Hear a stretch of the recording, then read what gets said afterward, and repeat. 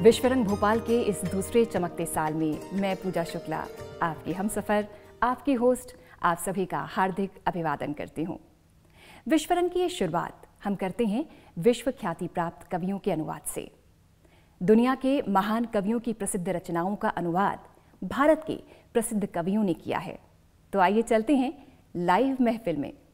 रविन्द्रनाथ टैगोर जी की बहुमुखी विलक्षण प्रतिभा से हम सभी वाकिफ़ हैं। कविता पाठ का आरंभ उन्हीं की कविताओं से करने का मेरा निवेदन है और सबसे पहले मैं आमंत्रित करता हूं श्री कुमार मुकुल जी को, टैगोर जी की कुछ कविताएं जिन्होंने अनुवाद भी किया है उसका पाठ करें। तो पहली कविता है मेरे प्यार की खुशबू। मेरे प्यार की खुशबू वसंत के फूलों सी चारों ओर उठ रही, यह पुरानी धुनों की याद दिला रही है। अचानक मेरे हृदय में इच्छाओं की हरी पत्तियां उगने लगी हैं। मेरा प्यार पास नहीं है पर उसके स्पर्श मेरे केसों पर हैं और उसकी आवाज़ अप्रैल के सुहावने मैदानों से फुसफुसाती आ रही है। उसकी एक टक निगाह यहाँ के आसमानों से मुझे देख रही है पर उसकी आंखें कहाँ हैं? उसके चुंबन हवाओं में हैं पर उसके होठ कहाँ हैं? दूसरी कविता। वे तुम्हें संपदा का समुद्र कहते हैं, वे तुम्हें संपदा का समुद्र कहते हैं कि तुम्हारी अंधेरी गहराइयों में मोतियों और रत्नों का खजाना है अंतहीन। बहुत से समुद्री गोताखोर वह खजाना ढूंढ रहे हैं पर उनकी खोजबीन में मेरी रुचि नहीं है। तुम्हारी सतह पर कांपती रोशनी, तुम्हारे हृदय में कांपते रहस्य, तुम्हारी लहरों का पागल बनाता संगीत, तुम्हारी नृत्य करती फेन राशि, ये सब काफ़ी है मेरे लिए। अब कभी इस सब से मैं थक गया, अगर कभी इस सब से मैं थक गया तो मैं तुम्हारे अथाह अंतस्थल में समा जाऊंगा। वहाँ या तो मृत्यु होगी या होगा वह खजाना। एक कविता और। रोना बेकार है, व्यर्थ है यह जलती अग्नि इच्छाओं की। सूर्य अपने आरामगाह में जा चुका है, जंगल में धुंधलका है और मनमोहक है आकाश।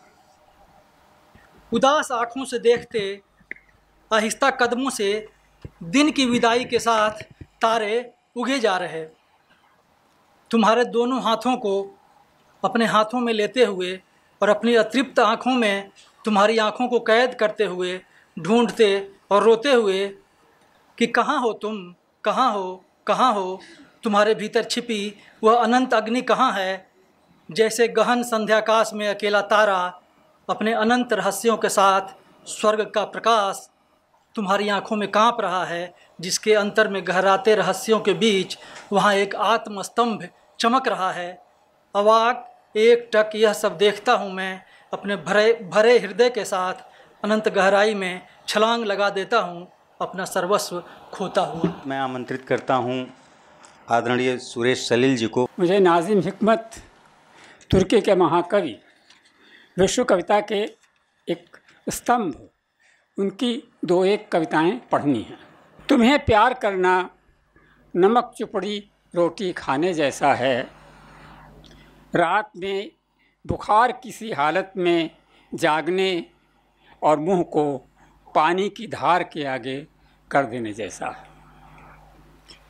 बिना नाम पते वाले किसी भारी पार्सल को उत्सुकता और चौकसी के साथ खोलने जैसा है तुम्हारा प्यार।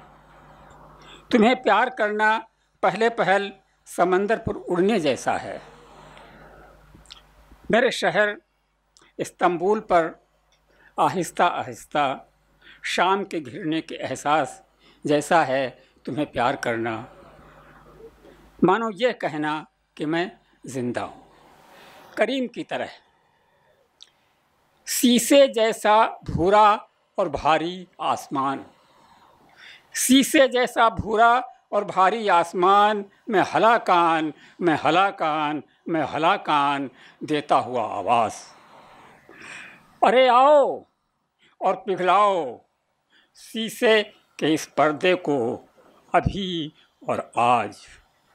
जवाब में सुन पड़ती है एक आवाज़ मुझे, करीम की तरह, लेकिन जलना होगा तुझे, जलना होगा तुझे।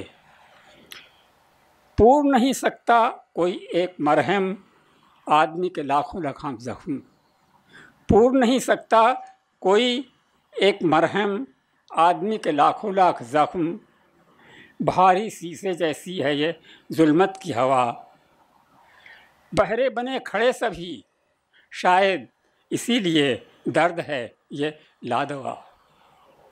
सुनो अब पलट कर कहूँगा मैं, ठीक है करीम की तरह जलूँगा मैं। अगर मैं नहीं जला, अगर तुम नहीं जले, अगर हम सब नहीं जले, बनकर मशाल कैसे तेज़ होगी भला इनकलाब की कदम ताल। भारी शीशे जैसी है जुल्मत की हवा, शीशे जैसा भूरा और भारी आसमान में हलाकान देता हुआ आवाज़, अरे आओ और पिघलाओ अभी और आज। अन्यायपूर्ण और बर्बर इतिहास के शिकार फिलिस्तीनियों को बार बार विश्व पटल पर गंभीर सांस्कृतिक विमर्श में ले आने वाले कवि महमूद दरवेश निर्वासन, प्रतिरोध और जिंदा रहने के संघर्ष को सशक्त स्वर देने वाले दुनिया के सबसे बड़े और प्रतिनिधि कवि हैं। उनकी कविताओं के पाठ के लिए मैं आमंत्रित करता हूं आदरणीय अशोक कुमार पांडे जी को। इस कविता का शीर्षक है घरेलू काम। पहला खंड है, कितनी बार बृहस्पति बाजार गई मैं, सुबह सुबह खरीदे हमारे घर के सामान और चुना एक आर्किड और भेजी चिट्ठियाँ। एक बारिश ने गीला किया मुझे और भर दिया संतरों की गंध से। क्या तुमने कहा था मुझे एक बार कि मैं गर्भवती पेड़ हूँ ताड़ का, या मैंने यह कल्पना की थी? अगर न पाओ तुम मुझे पंखा झलते, मत डरो इस क्षीण हवा से और सो जाओ मेरे प्यारे खुशनुमा नींद में। 2, कितनी बार दोपहरिया में चमकाया मैंने अपने आईने को, तैयार किया खुद को एक खुशनुमा भोज के लिए, और मेरे स्तन तुम्हारी रातों के नन्हे कबूतर कल की लालसा से भर रहे थे। मैंने देखा उच्छृंखल अफवाहों का दूध संगमरमरी शिराओं में दौड़ता और चीखता कवियों पर, लिखो मुझे जैसे रिसोस ने कहा, कहाँ छुपा के रखा है तुमने खुद को और मेरे निर्वासन को मेरी कामनाओं से। मैं आईने में नहीं देखती अपना अक्स या एथेंस के उस औरत की परछाई जो दौड़ती है अपना संदेश लिए, जैसे कि मैं करती हूँ यहाँ। 3, कितनी बार शाम को मैं अपनी महिला मित्रों में से एक के साथ सिनेमा गई। प्राचीन अमेरिकी इंडियन युद्ध और शांति के वक्तों में उड़ रहे थे जैसे प्राचीन उल्काएं, जैसे मैं और तुम। मैंने गौर से देखा एक चिड़िया को और मैंने देखे यूकेलिप्टस के पेड़ों में मेरे पंख पहने तुम्हारे पंख। हम बचा लिए गए यहाँ जैसे धूल बचा ली जाती है नदी से।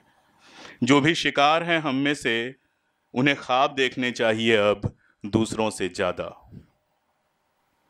कितनी बार, आखिरी खंड है, कितनी बार आधी रात के बाद उगता है सूरज हमारे लहू में। मुझ में से कितना हो तुम मेरे प्रिय, कितनी बार कौन हूँ मैं। शुक्रिया।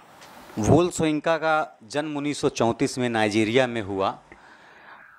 आप विश्व प्रसिद्ध कवि, नाटककार, निबंधकार और उपन्यासकार हैं। आपको 1986 में साहित्य का नोबेल पुरस्कार मिला था। मैं निवेदन करता हूं श्री विजय कुमार सर से कि आएँ और उनकी कविताओं का पाठ करें। कविता का शीर्षक है टेलीफोन पर बातचीत। किराया ठीक ठाक था, इलाके को लेकर भी कोई दिक्कत नहीं थी। मकान मालकिन ने बताया कि वो मकान में नहीं रहती थी। सब तय हो गया था। मैंने ही खुलासा किया अपनी ओर से, मैडम मैंने चेतावनी दी, मुझे बेकार चक्कर लगाना पसंद नहीं, पहले ही बता दूं कि मैं अफ्रीकी हूँ। खामोशी, निस्तब्धता में छिपा हुआ एक कुलीन महिला का तनाव। आवाज़ जब दोबारा आई तो वो लिपस्टिक रंगे होठों की थी, जिनमें एक सुनहरा लंबा सिगरेट फोल्डर दबा हुआ था। धर लिया गया था मैं एक कसूरवार। कितना काला रंग है। हाँ, मैंने गलत नहीं सुना था। Button A. कितना काला रंग है। Button B.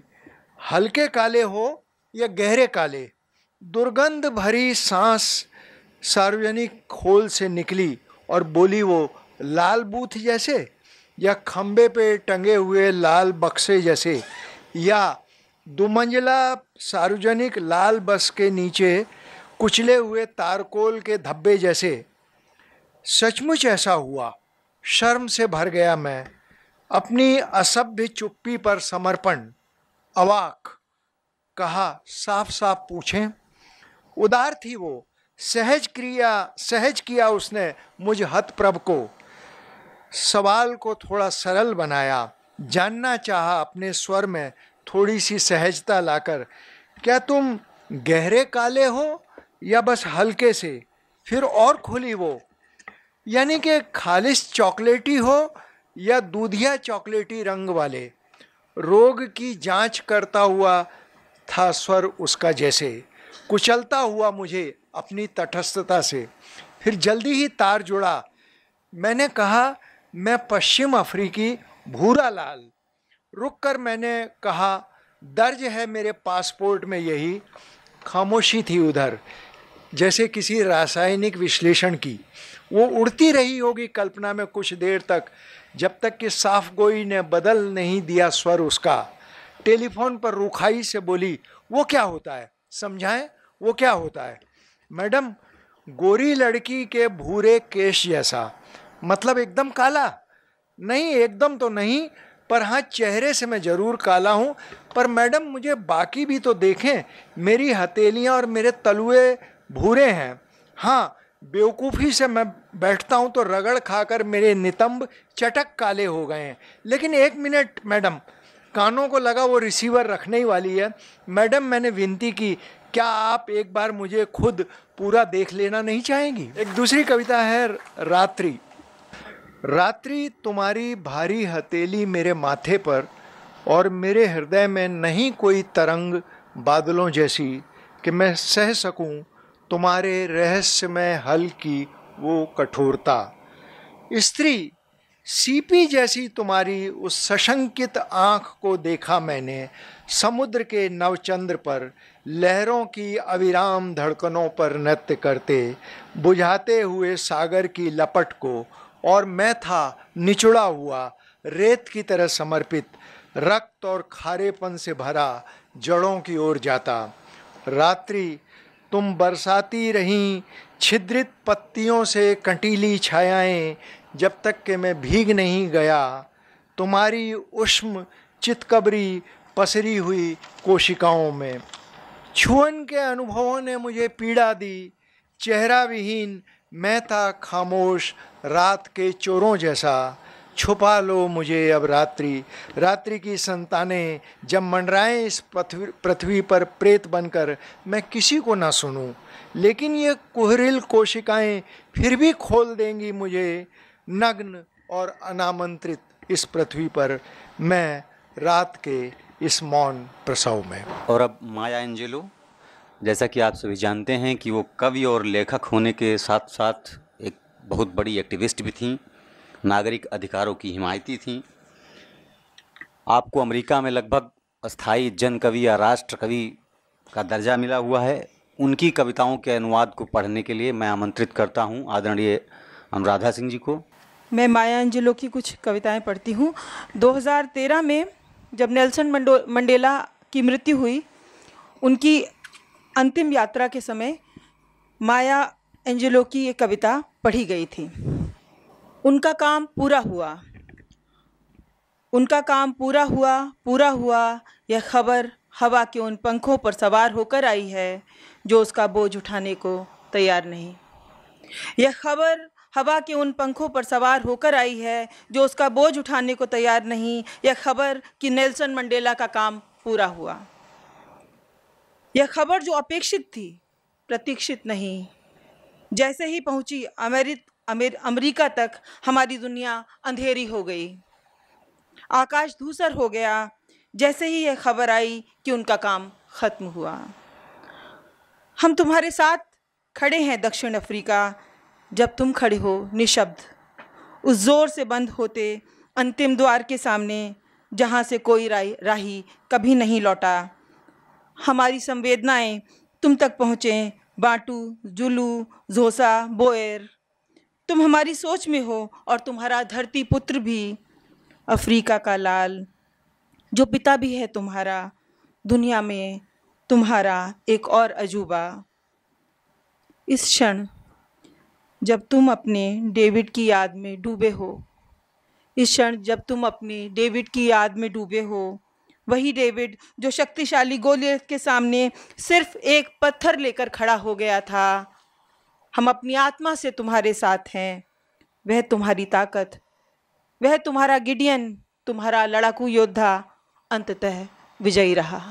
मैं फिर उठ खड़ी होती हूँ। स्टिल आई राइज उनकी बहुत मशहूर कविता है। बेशक अपने कड़वे और विकृत झूठों के सहारे इतिहास में तुम मुझे गलत लिख सकते हो, धूल में कुचल सकते हो, लेकिन उसी धूल की तरह मैं फिर उठ खड़ी होंगी। क्या मेरी बेबाकी तुम्हें विक्षुब्ध करती है? क्यों शोकमग्न हो? क्या इसलिए कि मैं इस दर्प से चलती हूँ जैसे मेरी बैठक में तेल के कुएं हैं? चांद और सूरज की भांति ज्वार के से निश्चय से जैसे आशाएं उठती हैं उत्ताल, मैं फिर उठ खड़ी होंगी। क्या तुम मुझे खंडित देखना चाहते थे, नत शीश, नत नयन, या देखना चाहते थे मेरे हृदय विदारक रुदन से शिथिल आंसुओं की बूंदों जैसे ढलके हुए कंधे? क्या मेरे गर्व से तुम्हारा अपमान होता है? क्या तुम इसलिए बहुत रुष्ट हो कि मैं इस अभिमान से हंसती हूँ जैसे मेरे घर के आंगन में सोने की खदानें निकल आई हैं? तुम मुझे अपने शब्दों से बेच सकते हो, अपनी धारदार आंखों से शत विक्षत कर सकते हो, अपनी घृणा से हत्या कर सकते हो मेरी, लेकिन फिर भी पवन की तरह मैं फिर उठ खड़ी होंगी। क्या मेरी मादकता तुम्हें विक्षुब्ध करती है? क्या तुम्हें अचंभा होता है जब मैं ऐसे नाचती हूँ जैसे मैंने अपनी जांघों के संधि स्थल में हीरे रखे हैं? मैं इतिहास की लज्जा से बनी झुग्गियों से उदित हुई हूँ। मैं पीड़ा से उगे हुए अतीत से उठी हूँ। मैं एक हिलोरें लेता विशाल काला महासागर हूँ। छलकते और उमड़ते हुए मैं कई ज्वार अपने में समेटे हूँ। भय और आतंक की रातें अपने पीछे छोड़ती हुई मैं उठती हूँ। एक अनोखी उजली भोर में मेरा उदय होता है। अपने साथ पूर्वजों के दिए उपहार लाई हूँ। मैं गुलामों का स्वप्न और उम्मीद हूँ। मैं उठती हूँ, फिर उठ खड़ी होती हूँ, फिर उठ खड़ी होती हूँ। अभिमान इतनी जगह बना दो कि कविता के प्रचंड आवेग से परे कभी तुम्हें रास्ता दिखा सकूं, कभी अनुगामिनी बनूं तुम्हारी। उन्हें ले लेने दो मार्मिक शब्दों की निजता का सुख, ले लेने दो सुख प्रेम के विछोह से प्रेम करने का। मुझे तुम बस अपना हाथ दे दो। और अब विस्लावा शिंबोर्स्का, पोलैंड की कवयित्री, कवियों के बारे में उन्होंने खुद इतना सुंदर लिखा है कि poets are poetry, writers are prose, prose can hold anything including poetry, but in poetry there is only room for poetry. उनके अनुवाद के लिए मैं आदरणीय राजीव कुमार शुक्ल जी को आमंत्रित करता हूँ। पहली कविता, शायद यह सब कुछ। शायद यह सब कुछ घटित हो रहा है किसी प्रयोगशाला में, दिन में बस एक लैंप के नीचे और रात में अरबों लैंपों की रोशनी तले। हो सकता है हम हैं प्रयोगों के लिए चुनी गई पीढ़ियां, एक पात्र से दूसरे पात्र में उड़ेली जाती हुई, परख नलियों में हिलाई जाती हुई, जिनकी जांच परख नहीं हो रही सिर्फ आंखों से ही। हम में से हर एक को अलग अलग उठाया जाता है आखिरकार चिमटियों से। या शायद वाकई कुछ ऐसा है, कोई हस्तक्षेप नहीं, घट रहे हैं सारे परिवर्तन अपने आप, तयशुदा योजना के ही अनुसार। ग्राफ की सुई धीरे धीरे उकेरती है अपनी पूर्वानुमानित टेढ़ी मेढ़ी लकीरें। शायद अभी तक हम नहीं हैं कोई खास रुचि के विषय।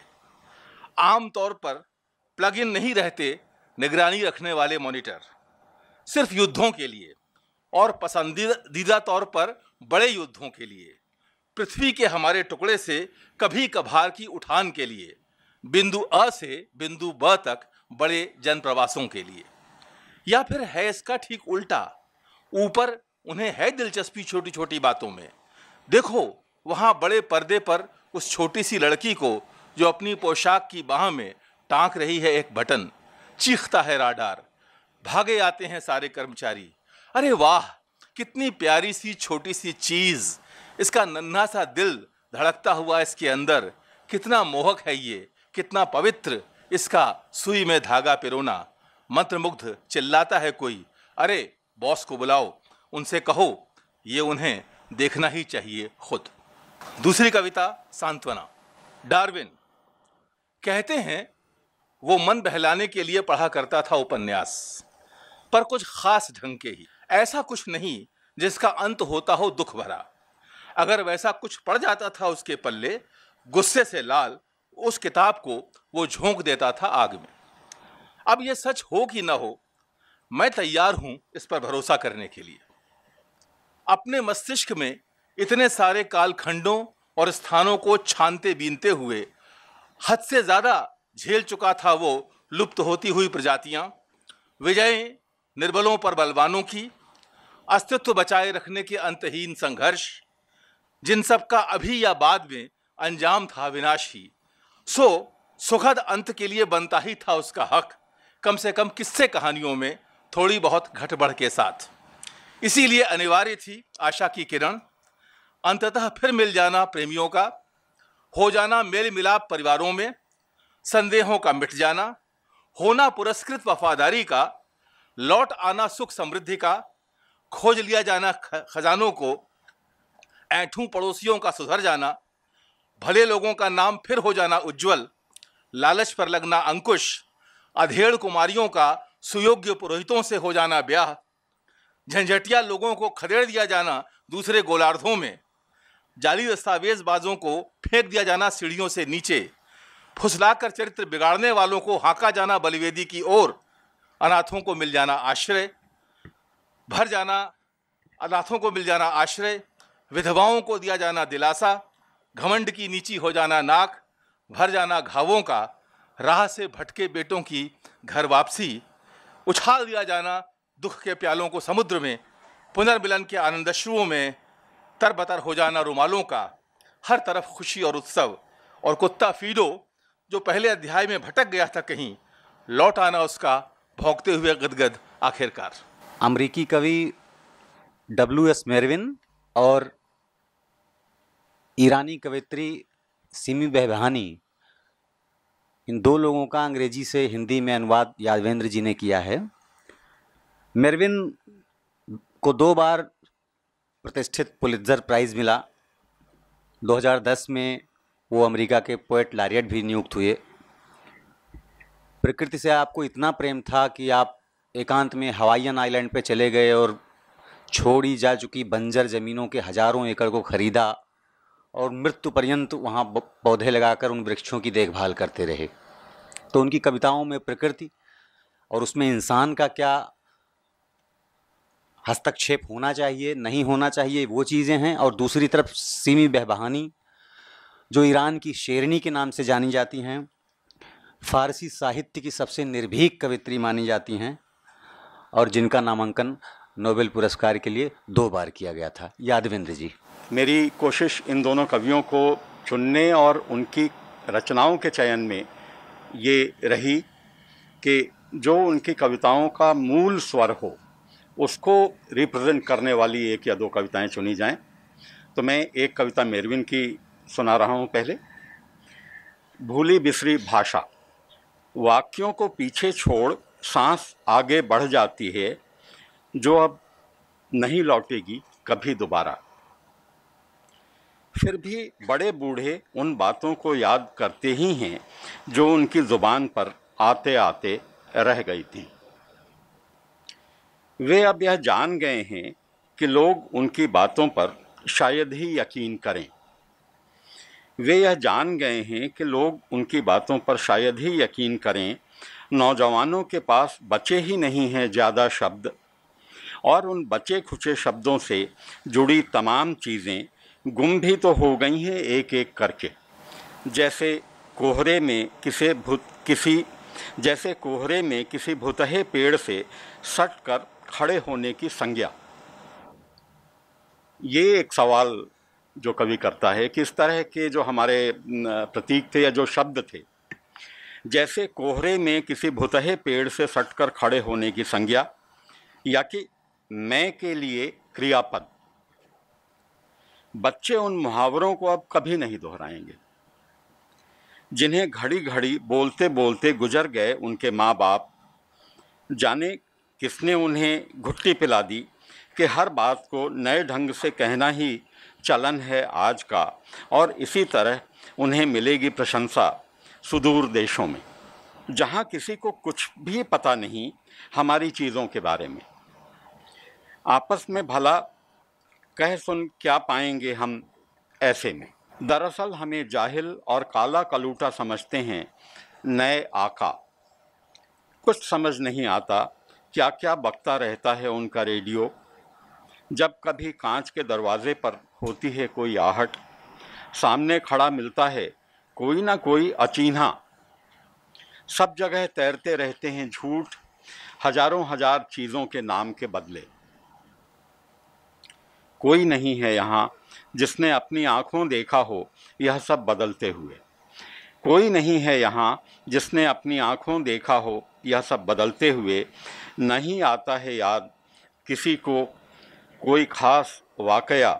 शब्द आखिर इन्हीं कामों के लिए तो बने थे, शब्द आखिर इन्हीं कामों के लिए तो बने थे कि बता सकें हमें संभावित परिवर्तनों के बारे में। यहीं किसी कोने में पड़े होंगे गुम हो गए पंख, और यहीं कहीं होगी बचपन की वो मूसलाधार बारिश। सिमी बेहरबानी, फूल को कुचल डालने का समय आ गया है। फूल को कुचल डालने का समय आ गया है। अब और टाल मटोल मत करो, बस हाथ में थामो हंसिया और दृढ़ कदमों से आगे बढ़ो। देखो तो हरा भरा मैदान दूर दूर तक ट्यूलिप के फूलों से लदा पड़ा है।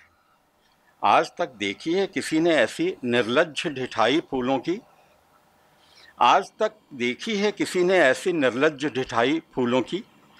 हरियाली अब भी शोखी से ऊपर ही ऊपर चढ़ती जा रही है।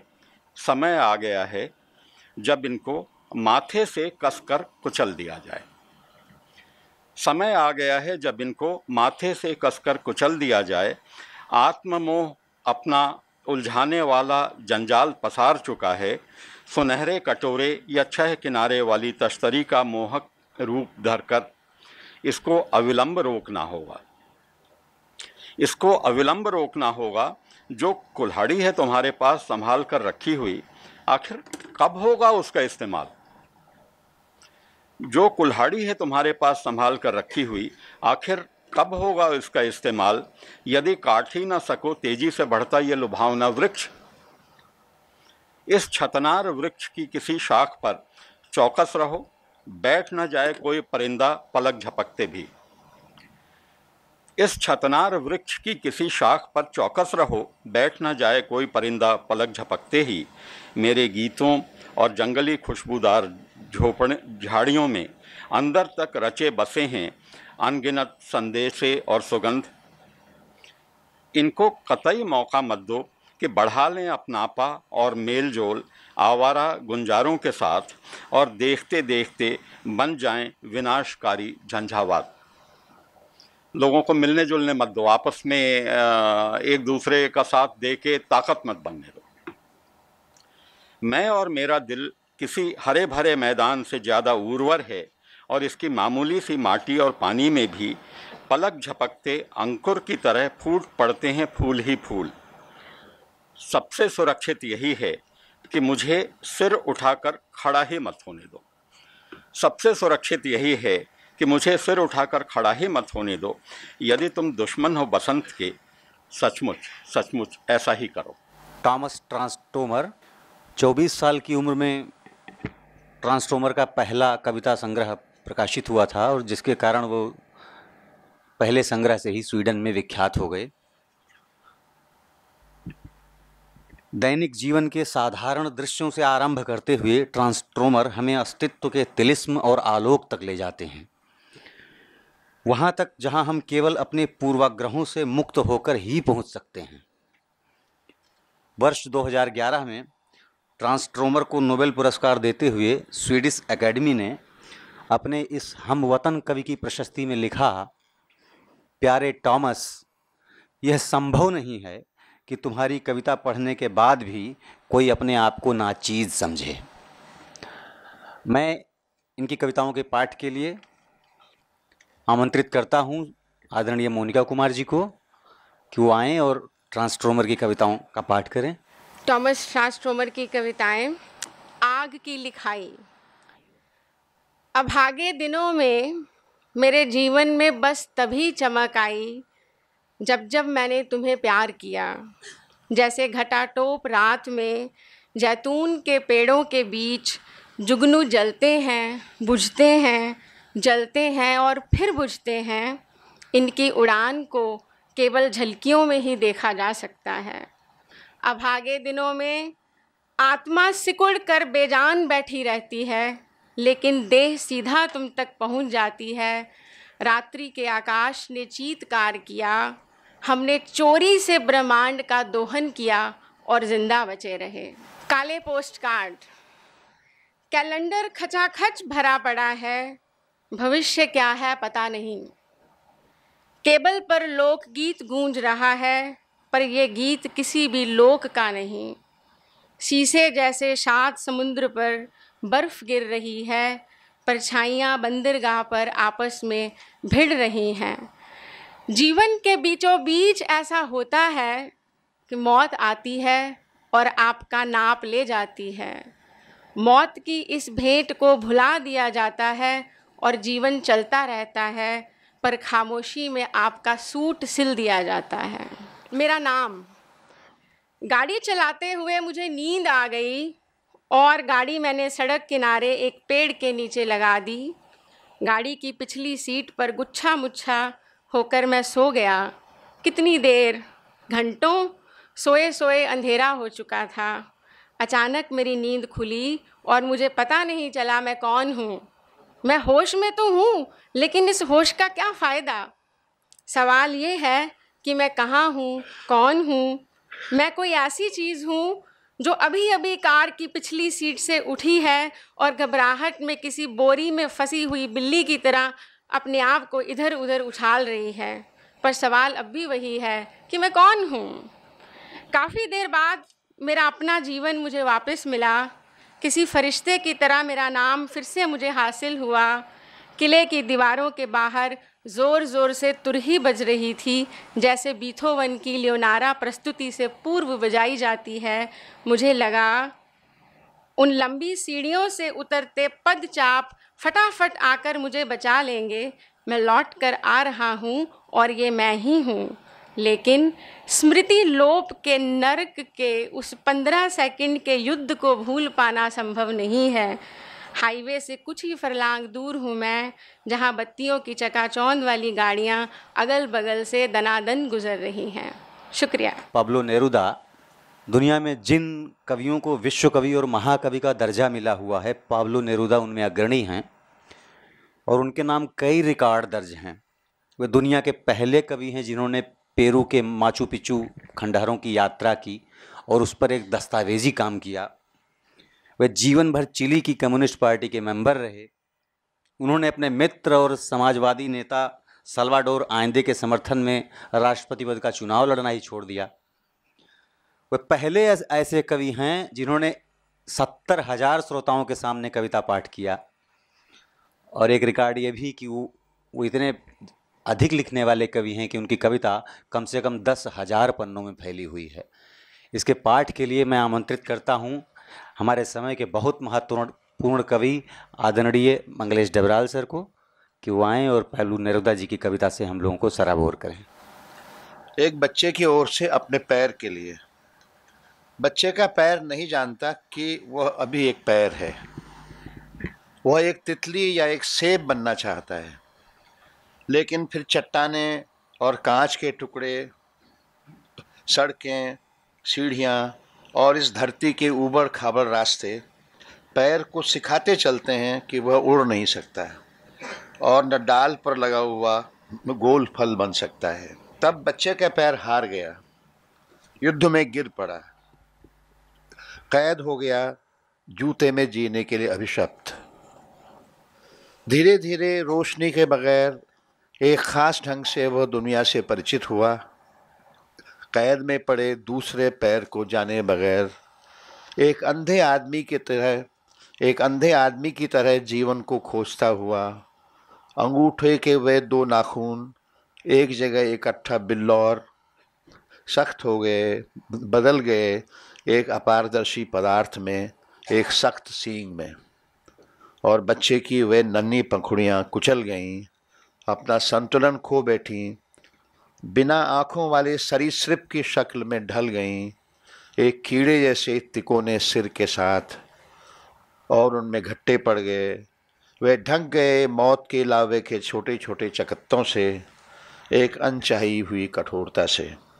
लेकिन वह अंधी चीज़ चलती ही रही, बिना झुके, बिना रुके हुए, घंटे दर घंटे, एक के बाद एक पैर, अभी एक आदमी के रूप में, अभी एक औरत के रूप में, ऊपर नीचे, खेतों, खदानों, दुकानों, सरकारी दफ्तरों से होता हुआ, पीछे की तरफ, बाहर, अंदर, आगे की तरफ, यह पैर अपने जूते के साथ काम करता रहा। उसके पास समय नहीं था कि प्यार करते या सोते समय निर्वस्त्र हो सके। एक पैर चला, 2 पैर चले, जब तक समूचा आदमी ही नहीं रुक गया। और फिर वह अंदर चला गया, पृथ्वी के भीतर, और उसे कुछ पता नहीं चला, क्योंकि वहाँ पूरी तरह अंधेरा था। उसे पता नहीं चला कि अब वह पैर है, या अगर वे उसे दफनाएंगे तो वह उड़ भी सकेगा या एक सेब बन सकेगा। एक सीधी सी बात, शक्ति होती है मौन, पेड़ कहते हैं मुझसे, और गहराई भी कहती हैं जड़ें, और पवित्रता भी कहता है अन्न। पेड़ ने कभी नहीं कहा मैं सबसे ऊंचा हूँ, जड़ ने कभी नहीं कहा मैं बहुत गहराई से आई हूँ, और रोटी कभी नहीं बोली दुनिया में क्या है मुझसे अच्छा। अंतिम कविता है ज़रा रुको। ये नेरुदा की अंतिम कविताओं में से हैं, जो कि जिनके बाद उनको चिले का जनरल पिनोशेट के लोगों ने मार डाला था उनके घर में। तो ज़रा रुको। दूसरे दिन जो अभी आए नहीं हैं, रोटियों की तरह बन रहे हैं, या प्रतीक्षा करती कुर्सियों या औषधियों या बिक्री की चीज़ों की तरह। निर्माणाधीन दिनों का एक कारखाना, आत्मा के कारीगर उठा रहे हैं और तौल रहे हैं और बना रहे हैं कड़वे या कीमती दिनों को, जो ठीक वक्त पर तुम्हारे दरवाजे पर आएंगे, तुम्हें भेंट में एक नारंगी देने या बेरहमी से तुम्हें तत्काल मार देने के लिए। और अब एक ऐसे शख्स की कविता जिनकी मित्रता ता ज़िंदगी बहुत अच्छी निभती रही पाब्लो नेरुदा से, यानी गैब्रिएला मिस्त्राल, जो चिली की कवित्री हैं। साहित्य में 1945 का नोबेल पुरस्कार पाने वाली पहली लैटिन अमेरिकी लेखिका भी हैं। कवित्री होने के साथ साथ वो शिक्षक और डिप्लोमेट भी थीं। इनकी कविताएं ज़्यादातर प्रेम, स्त्री, दुख, प्रकृति, मातृत्व, अभिज्ञता के इर्द गिर्द घूमती हैं, और माँ और संतान, स्त्री और पुरुष, व्यक्ति, आत्मा और ईश्वर, इनके जटिल संबंधों को उद्घाटित करती हैं। इन कविताओं के पाठ के लिए मैं आमंत्रित करता हूँ सुश्री राकी गर्ग को कि वो आएँ और उनकी कविताएं पढ़ें। कविता का शीर्षक है गुलाब। गुलाब के दिल में जो खजाना है वही तुम्हारे अपने दिल का खजाना भी है। इसको वैसे ही बिखेरो जैसे बिखेरता है गुलाब, तुम्हारा दर्द फिर सबका हो जाएगा। इसे अपने गीत में बिखेरो या किसी महान प्रेम की इच्छा में। इसे अपने गीत में बिखेरो या किसी महान प्रेम की इच्छा में। गुलाब का विरोध मत करो, गुलाब का विरोध मत करो, कहीं ऐसा ना हो कि इसकी आग में तुम खुद जल जाओ। मौन प्रेम। यदि मैंने तुमसे नफ़रत की होती, यदि मैंने तुमसे नफ़रत की होती, मैंने नफ़रत दी होती तुम्हें शब्दों में बार बार और ज़रूर, लेकिन मैं तुमसे प्रेम करती हूँ और मेरा प्रेम पाता है सभी वाक्य अविश्वसनीय और अपर्याप्त। तुम इसे एक शोर के रूप में सुनना चाहोगे, पर ये इतने गहरे से आ रही है कि इस आग की बाढ़ असफल और लड़खड़ा जाती है मेरे वक्ष और गले तक पहुँचने से पहले। तालाब बाहर बहने तक भर गया है। मैं तुम्हें प्रतीत होती हूँ जैसे बसंत शुष्क हो गया हो और मेरी मनहूस चुप्पी से पीड़ित है, और ये मेरी मृत्यु से भी ज़्यादा बदतर है। शर्म, तुम्हारी आँखों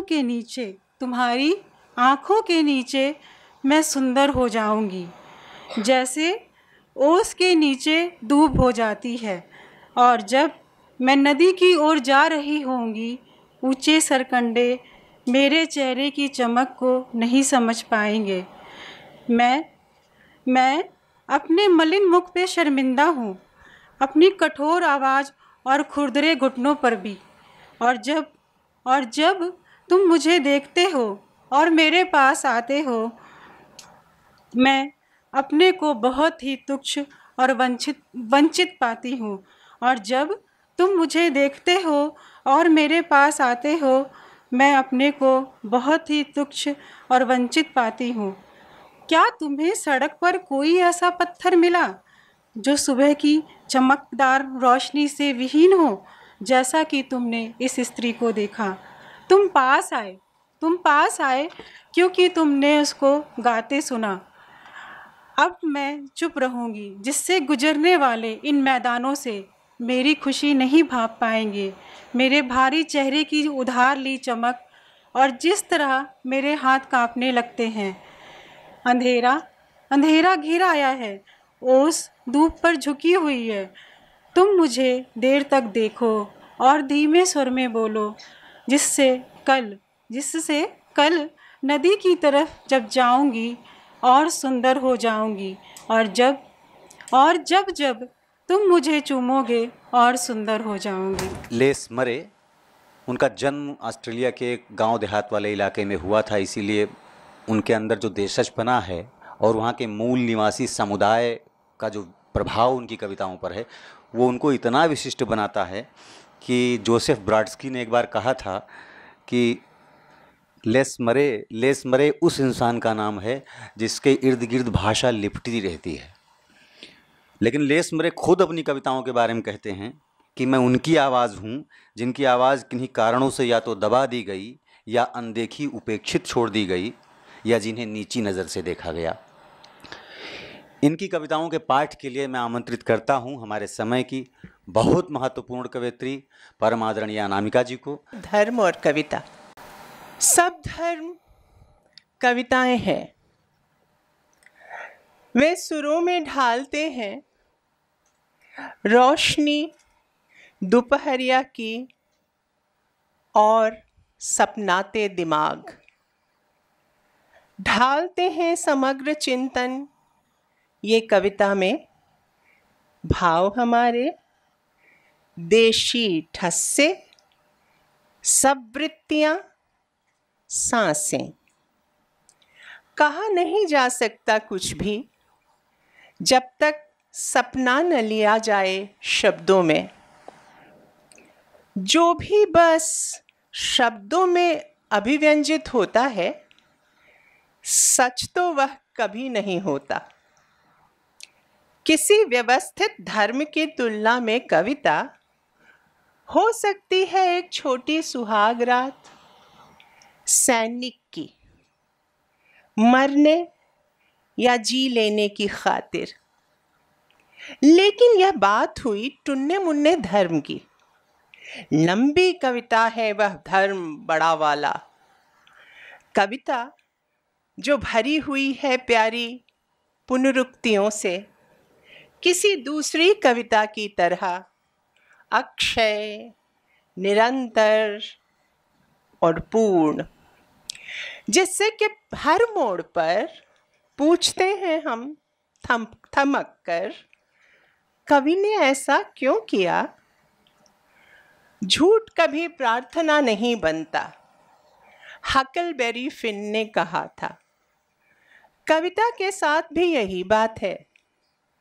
दर्पण है वह चलता फिरता चकाचक, एक ही जगह गाड़ देने पर धर्म बन जाती है कविता। भगवान है कविता जिसे धर्म ने फांस रखा है। फांसा पर कैद नहीं कर पाया, फांसा तो दर्पण में फांसा। दुनिया में सब जब रह रहा था वह, जैसे कि कविता में कविताई। एक कानून समापन के खिलाफ। जब तक दुनिया में कविता है या है कविता की कमी, धर्म रहेगा कायम। दोनों हैं दत्त प्रमेय, पटुआ के बने हुए तोते और लोटन कबूतर। स्प्रिंग पर जो उठाते गिराते हैं पर अपने टक दुम टक उड़ते हुए। दूसरी कविता का शीर्षक है अर्थ अस्तित्व का। हर शय भाषा के सिवा अर्थ जानती है अस्तित्व का। पेड़, ग्रह, नदी और समय और कुछ नहीं जानते। वे इसको पल दर पल अव्यक्त करते हैं ब्रह्मांड की तरह। यह मूर्ख देह भी अस्तित्व को जीती है थोड़ा ही। रह सकती थी इसके भीतर वह शालीनता से। सारे जहद्दम की जड़ तो है बौड़म यह स्वायत्तता मेरे बकबकहे मगज की। अंतिम कविता है बिंब छिटके हुए। पिटे पिटाए हैं पुराने नगर, लाल उतने जितना कपड़ा तलवार की खोल का। उजले ऐसे जैसे भात हो भफाता हुआ। कहीं पर टहक नीले जैसे के हो फूल अपराजिता का। आदमी की ही हरी छाल में मेढक, जोते हुए खेतों पर डगमग डोल रहा हरवाहा। डगमग जैसे हो वो जंजीरों में बंधा। ईंट के गलियारे में इधर उधर दौड़ते हुए युवकों की हू हा पर कौंधा विचार। कौंधा ऐसे कौंधते हैं कच्चे टाके जैसे तुड़े मुड़े रेशम पर। यह कौंधा ऐसे जैसे झपट लेनी हो उसको बंदूक से छोटी छोटी गोली कोई। जगती है एक चिरायंद गंध धरती से, लहरों के केशों पर मोती हैं गुथे हुए। बड़ बड़ बड़ बोल रहा है बर्मा, दांतों के डॉक्टर का बर्मा। बालियों पर इस अनाज की चीख रहा है पीने मुंडे। बालियों पर अनाज की पंजों से ही टाइप करते हैं पक्षी पीने मुंडे।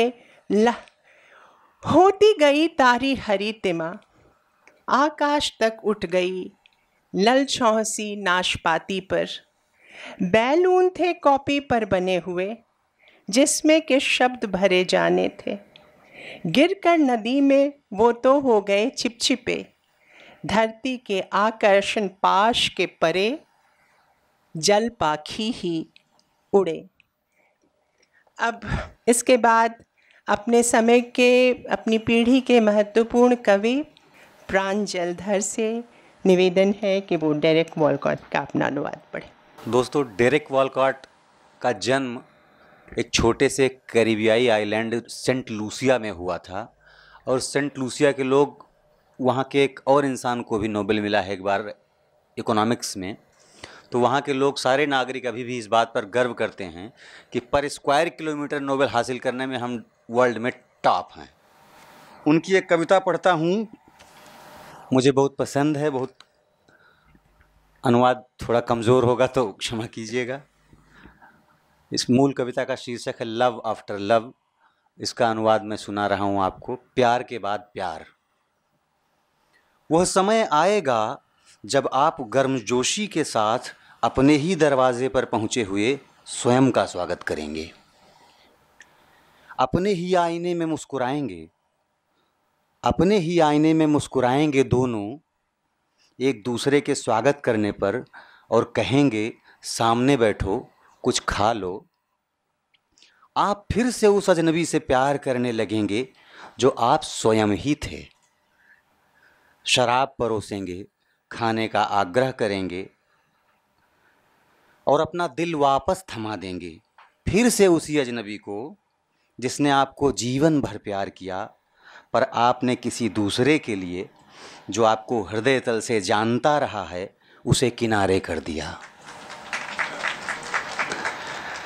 प्रेम पत्रों को बुकशेल्फ से उतार कर नीचे ले आओ, तस्वीरों को, मायूसी में डूबी लिखत पढ़त को भी आईने से अपनी स्वयं की छवि को नोच कर उखाड़ फेंको और बैठो, अपने जीवन का लुत्फ उठाओ। अगली कविता नई दुनिया का नक्शा, इसका शीर्षक है। इस वाक्य के पूरा होते ही शुरू हो जाएगी बारिश। बारिश के ख़त्म होने पर एक जल यात्रा ऐसी लंबी कि ओझल होने लगेंगे द्वीप समूह। धुंध के असीमित विस्तार में लोप हो जाएगा बंदरगाहों पर भरोसा समस्त मानव प्रजाति का। 10 वर्षीय युद्ध खत्म हो चुका है। हेलेन के केश एक धूसर बादल, ट्राय है जैसे रिमझिम फुहारों से बना हुआ एक सफ़ेद राखदान। हल्की फुहारें ऐसे कसती जाती हैं जैसे हों किसी हार्प के तार। हार्प वीणा की तरह का एक वाद्य यंत्र है। हल्की फुहारें ऐसे कसती चली जाती हैं जैसे हों किसी हार्प के तार। मेघमय आँखों वाला एक आदमी थाम लेता है बारिश को और उठा लेता है ओडिसी की प्रथम पंक्ति किताब से। शुक्रिया। और अब वृत्त जहाँ से शुरू हुआ था उसकी पूर्णता के लिए मैं आमंत्रित करता हूँ रवींद्रनाथ टैगोर की कविताओं के कविता पाठ के लिए सुश्री सुलोचना जी को। शीर्षक है जीवन जब सूख जाए। জীবন যখন শুকায়ে যায়, জীবন যখন শুকায়ে যায়, করুণা ধারায় এসো, সকল মাধুরী লুকায়ে যায়, গীত সুধা রসে এসো। কর্ম যখন প্রবল আকার, গরজি উঠিয়া চাকে চারিধার, গরজি উঠিয়া ঢাকে চারিধার, হৃদয় প্রান্তে হে নীরব নাথ, শান্ত চরণে এসো। আপনারে যবে করিয়া কৃপণ, কোণে পড়ে থাকে দীনহীন মন, দুয়ার খুলিয়া হে উদারনাথ, রাজ সমারোহে এসো। বাসনা যখন বিপুল ধুলায়, অন্ধ করিয়া অবোধ ভুলায়, ওহে পবিত্র ওহে অনিদ্র, रुद्र आलोके एशो। हिंदी है। जीवन जब सूख जाए, करुणा धारा में आना, समस्त माधुरी छुप जाए, गीत सुधा रस में आना। कर्म ले जब प्रबल आकार, गरज उठे ढाक से दिशाचार, हृदय प्रांत में हे नीरवनाथ, शांत चरण से आना। स्वयं को जब बना कृपण, कोने में रहे पड़ा दीनहीन मन, द्वार खोल हे उदारनाथ, द्वार खोल हे उदारनाथ, राज समारोह में आना। इच्छा मिले जब विपुल धूल में, कर अंधा अबोध भूल में, हे पवित्र हे अनिद्र, रुद्र आलोक में आना। अब अगली कविता बाल कविता है और जिसे बांग्ला में छौड़ा कहते हैं। यह विधा प्राय लुप्त प्राय है, छोटे छोटे हैं। उदार चरिता नाम। प्राचीर की छिद्र में एक नाम गोत्रहीन, खिला है छोटा फूल अतिशय दीन। धिक धिक करता है उसे कानन का हर कोई, सूर्य उगकर उससे कहता कहो कैसे हो भाई। अगली वो भी छड़ा है, बाल कविता है। भक्ति और अति भक्ति, और आज के ज़माने में भी कितना मौजू है।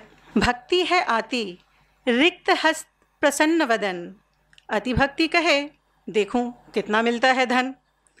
भक्ति कहे मन में है, भक्ति कहे मन में है, नहीं दिखाने की औकात, अतिभक्ति कहे मुझे तो मिलता हाथों हाथ। और एक प्रार्थना जो कवि ने लिखा था, अंतर मेरा विकसित करो, अंतर मेरा विकसित करो, अंतरतर हे, निर्मल करो, उज्ज्वल करो, सुंदर करो हे, जागृत करो, उद्यत करो, निर्भय करो हे, मंगल करो, निर्लस करो, निसंशय करो हे, अंतर मेरा विकसित करो, अंतरतर हे, सबके संग युक्त करो, मुक्त करो हे बंध, सकल मर्म में संचार करो, शांत तुम्हारे छंद, चरण कमल में चित्त मेरा निस्पंदित करो हे, नंदित करो, नंदित करो, नंदित करो हे, अंतर मेरा विकसित करो, अंतरतर हे।